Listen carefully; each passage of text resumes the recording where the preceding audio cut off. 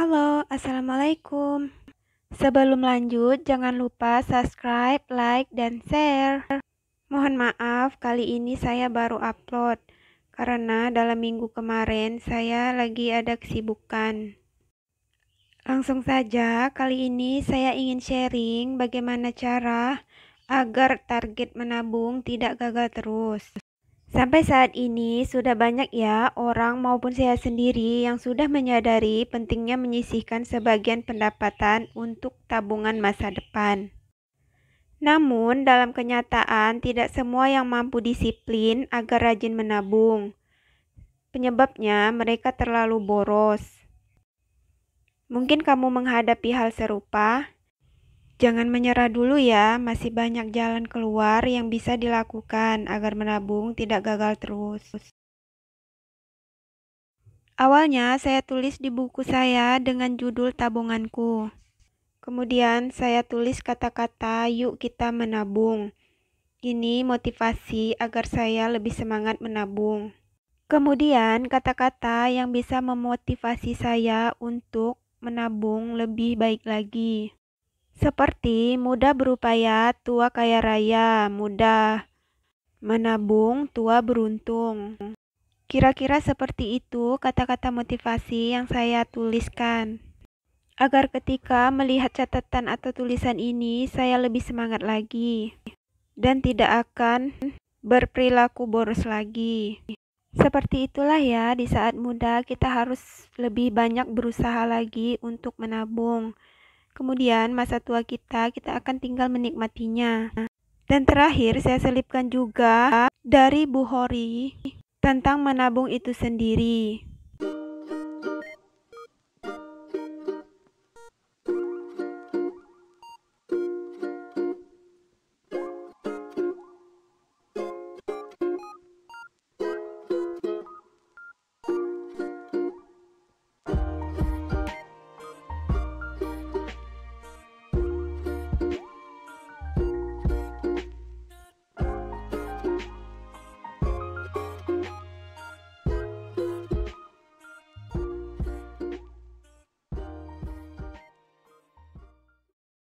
Pertama, menentukan tujuan. Jika tidak ada tujuan menabung, maka kamu tidak memiliki motivasi yang besar.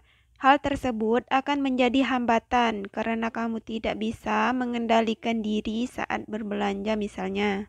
Kemudian, setelah tujuan untuk menabung itu jelas, kalian harus merencanakan menabung dengan detail, seperti yang saya tuliskan sekarang. Sekarang, saya merencanakan tabungan pendidikan untuk anak di masa depan. Meski anak masih berusia 2 tahun, tidak masalah ya. Kalau bisa, anak yang baru lahir sudah diberi tabungan. Itu lebih baik.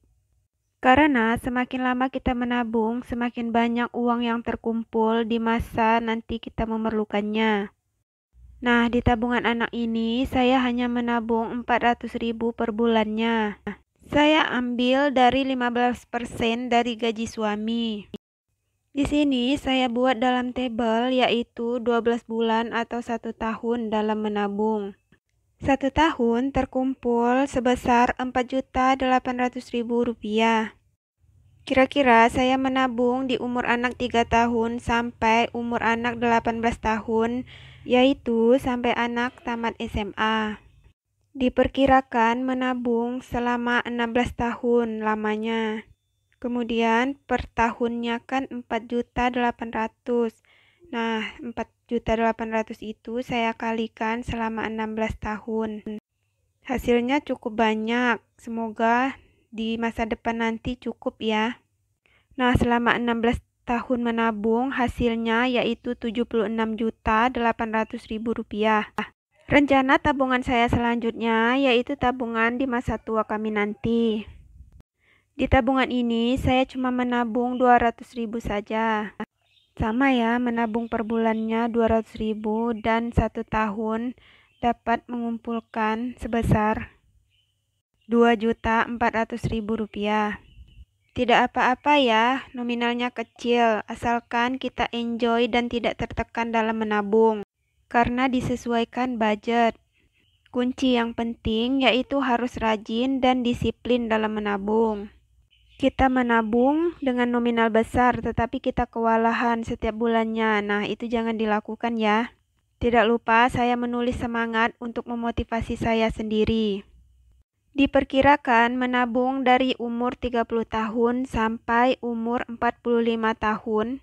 Sama ya dengan tabungan anak, yaitu 16 tahun lamanya dikali 2.400.000 per bulannya, yaitu sebesar 38.400.000 rupiah.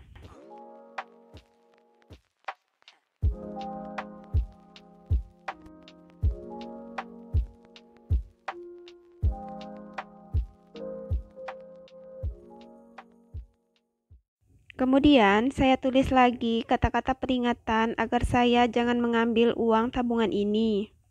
Dengan melihat tulisan ini, semoga saya berpikir panjang tidak akan mengambil tabungan ini.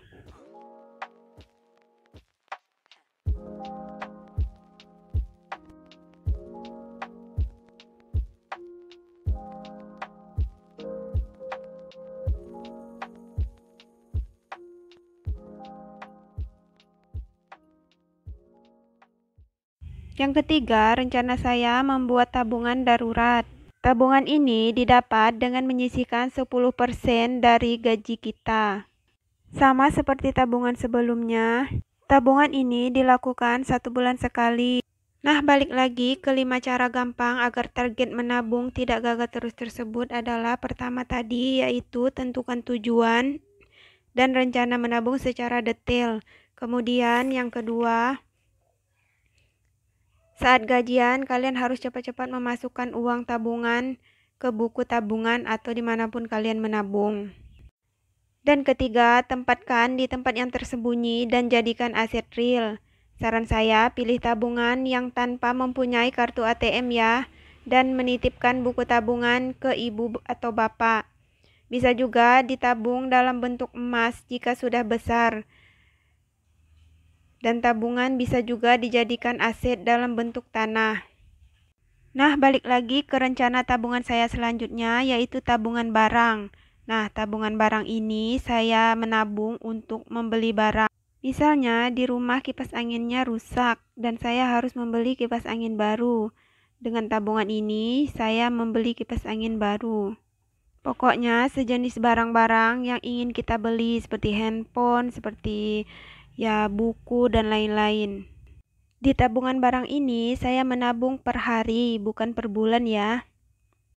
Saya menggunakan metode tanggal terbalik, di mana saat gajian saya menabung dengan nominal lebih besar seperti 30.000. Selanjutnya menurun menjadi 29.000.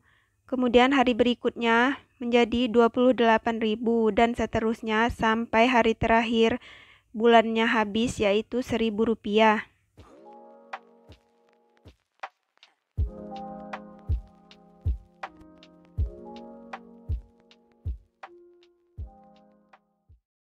Nah, balik lagi ke 5 cara gampang agar target menabung tidak gagal terus tersebut, yaitu yang keempat, beri nama di setiap tabungan tersebut agar kita berpikir ulang ketika hendak mengambil isi tabungan.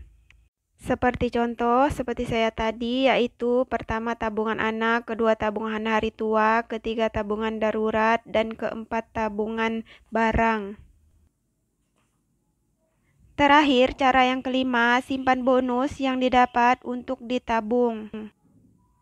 Kalau saya gunakan untuk uang jajan anak, transportasi, dan ditabung.